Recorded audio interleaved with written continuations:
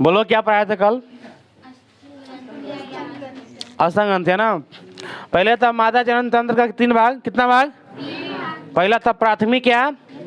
मुख्य लैंगिक जननांग। दूसरा था द्वितीय क्या? सहायक लैंगिक जननांग। तीसरा क्या गया? बाह्य जननांग। में क्या आता है मालूम है ना? भाग आता है जो यहाँ पे लिखवाए हैं। उसके बाद तुम्हारा दूसरा था द्वितीयक लैंगिक जननांग था ना, जिसमें था एक सहायक ग्रंथि या इन था, इसका क्या है? अस्तन ग्रंथि है, उसमें आता है। ठीक है, यही ना। इसके बारे में कल तुम लोग को मतलब समझो ना कि इसका वर्गीकरण किए थे, इसका डिवाइड किए थे, बता दिए थे। इसके बारे में भी बता दे रहे हैं। ठीक है, इसके बारे में अस्तन ग्रंथि के बारे में बता दे रहे हैं। ठीक है, क्या होता है? अच्छा मतलब अस्तन ग्रंथि से क्या निकलता है? मेन क्या निकलता है? दूध निकलता है। ठीक है, देखो रे, तो क्या हो गया? अस्तन ग्रंथिया जो होता है मादा की वक्ष भाग के सामने को पाया था। हम बतलाए थे कि मनुष्य के शरीर जो होता है ना, 2 में बटा होता है। कितना? एक वक्ष गुहा, एक क्या होता है? उदर गुहा। शरीर के यहाँ से लेके होता है वक्ष गुहा होता है, उसके नीचे क्या होता है? उदर गुहा होता है। तो मादा का जो शरीर होता है ना, मादा क्या मतलब मेल चाहे फीमेल होगा, सबका शरीर 2 में बटा हुआ है। एक वक्ष गुहा, दूसरा उदर गुहा। तो वक्ष गुहा के सामने की ओर पाया जाता है। ठीक है, अस्तन ग्रंथिया। हम बतलाए थे कि स्तनधारी जीव मनुष्य होता है। मनुष्य में क्या कर रही है रे? तू लिख रही है कुछ होगा? क्या लिख रही है? माना कि है ना? क्या होगा? मतलब स्तनधारी जीव मनुष्य होता है, जिसमें मनुष्य में क्या मेल फीमेल दोनों आता है। स्तन ग्रंथिया का भाव होता है फीमेल मेल में, और फीमेल में क्या होता है? स्तन ग्रंथिया होता है। उसी के अंदर क्या होता है? वक्षगुहा होता है। उसमें क्या होता है? वक्षगुहा होता है, कुपिकाय होता है, उस सब के अंदर दूध बनता है। ठीक है, लेकिन वही मेल में जो होता है सिर्फ क्या होता है? स्तन होता है। ठीक है, जिस कारण से उसमें दूध नहीं बनता है। दूध भी बनता है तो क्या गर्भावस्था के काल के बाद बनता है। ठीक है, देखो ध्यान से बोर्ड पे सब। तो देखो मादा के वक्ष भाग के सामने क्या होता है? पाया जाता है। कौन पाया जाता है? तो स्तन ग्रंथिया। इसके चारों ओर क्या पाया जाता है? बोलो, वसा का जमा होता है। यह 15 से 20 पाली से बने होते हैं। कितना से? 15 से 20 पाली से। स्तन ग्रंथिया 15 से 20 पाली से बना होता है। प्रत्येक पाली में कई छोटे छोटे पलिकाएं होती है, जिन्हें क्या कहते हैं? स्तन पलिकाएं। क्या कहते हैं? स्तन पलिकाएं कहते हैं। ठीक है, फिर से बोल रहे हैं। मतलब स्तन ग्रंथिया कितने पाली से बना होता है? 15 से 20। कितना? 15 से 20। उसके बाद प्रत्येक पाली में कई छोटी छोटी क्या होता है? पलिकाएं होती है। क्या होती है? पलिकाएं, जिन्हें स्तन पलिकाएं कहते हैं। उसके बाद देखो गर्भावस्था खत्म होने के बाद क्या होता है? इसमें कुपिका पाया जाता है, ये तो तुम लोग बता दिए थे। और गर्भावस्था खत्म होने के बाद कुपिकाएं क्या फैल जाती है? पहला बात कि फीमेल में क्या होता है? कुपिकाएं होता है, यानी क्या होता है? अंदर में क्या होता है? गुच्छिकाओं के अंदर कुपिकाएं होता है। ठीक है, उस कुपिकाओं में ही दूध बनता है। लेकिन गर्भावस्था में रहता है जब माँ, यानी अपने बच्चों को क्या बोलते हैं? गर्भ से बोलते हैं, जब पालते रहता है। अब जब बच्चा का जन्म हो जाता है उसके बाद ऐसा नहीं तो क्या होता है? क्या लिखा है यहाँ पे? यहाँ पर लिखा है गर्भावस्था खत्म होने पर कुपिकाएं फैल जाती है। जैसे क्या होता है?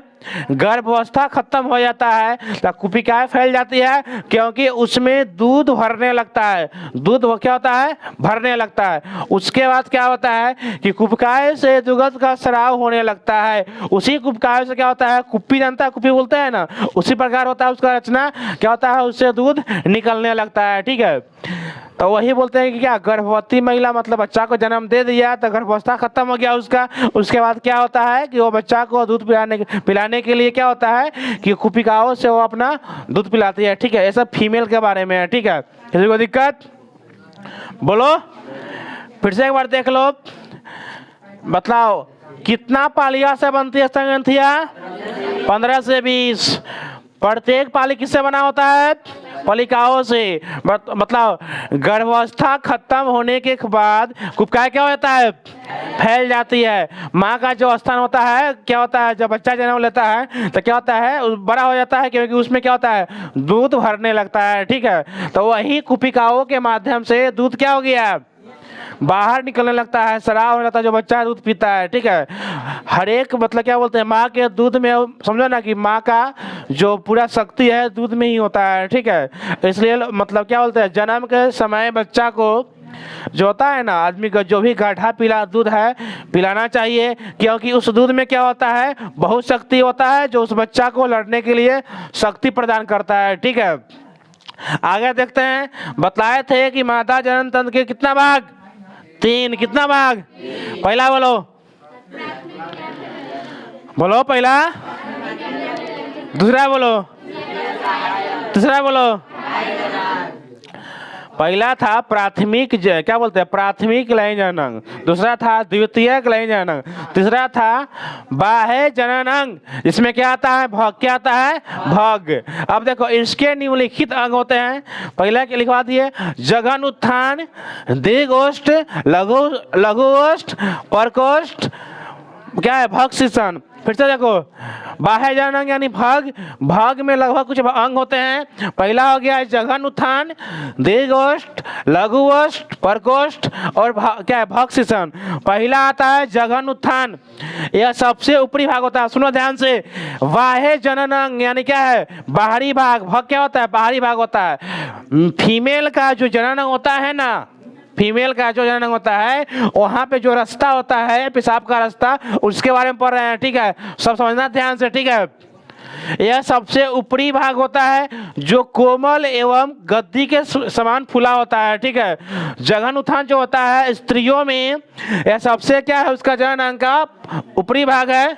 यह सबसे ऊपरी भाग होता है जो क्या करता है, कोमल एवं गद्दी के समान फूला हुआ होता है। पहले ही बता दिए हैं कि बाह्य जननांग मतलब क्या हो गया। अब जनन जो होता है ना, इसके पहले बतलाए थे, क्या बोलते हैं, अंडवाहिनी, फैलोपियन नलिका, क्या बोलते हैं, उसके बाद योनि, ये सब क्या था, मादा का ही था, लेकिन अंदर का भाग था। लेकिन अब बाहरी भाग में आता है भग, जो क्या होता है, मादा का पेशाब का जो रास्ता होता है, उसके बाहर से जो रचना है उसके बारे में बतला रहे हैं। ठीक है, सब सुनेगा ध्यान से। इमरी बात क्या, पिटेंगे निमन से, देखो ध्यान से।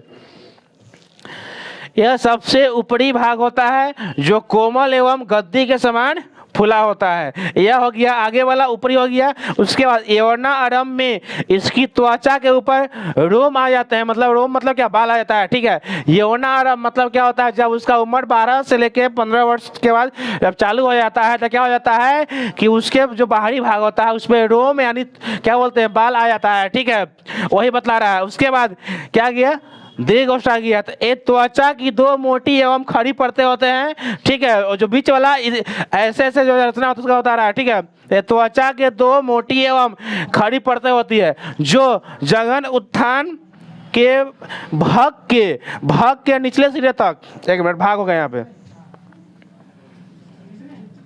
जो जघन उत्थान के भाग के निचले सिरे तक इधर उधर फैली रहती है। इनकी बाहरी त्वचा में बाल पाया जाता है, जबकि आंतरिक त्वचा में क्या होता है, वसा, तेल ऐसा पाया जाता है। इसको याद कर लेना कि यह क्या होता है, यह हो गया जघन उत्थान, ये क्या हो गया, दीर्घोष्ठ। तो यह त्वचा के 2 मोटी एवं खड़ी परतें होती है। फीमेल का अंग है जो मतलब बाहरी अंग है, जो जघन उत्थान के भाग के निचले सिरे तक, जो जघन उत्थान होता है ना उसके भाग के कहा, निचले सिरे तक इधर उधर फैली होती है। उसके बाद यहाँ से देखो, बतलाओ, इनकी त्वचा में क्या होता है, बाल पाया जाता है। ठीक है, उसके बाद जबकि आंतरिक त्वचा में क्या होता है, बोलो, वसा होता है। मतलब बाहरी त्वचा जो रहता है बाहर में रहता है, उसमें बाल पाया जाता है। अंदर में जो होता है वसा और उसमें तेल पाया जाता है, इसलिए क्या होता है, उसमें सॉफ्ट मुलायम होता है। ठीक है, इसके बारे में इतना बतला दिए हैं, अपने समझ लेना, कुछ समझा, उसके बाद कल इसको बतला देंगे।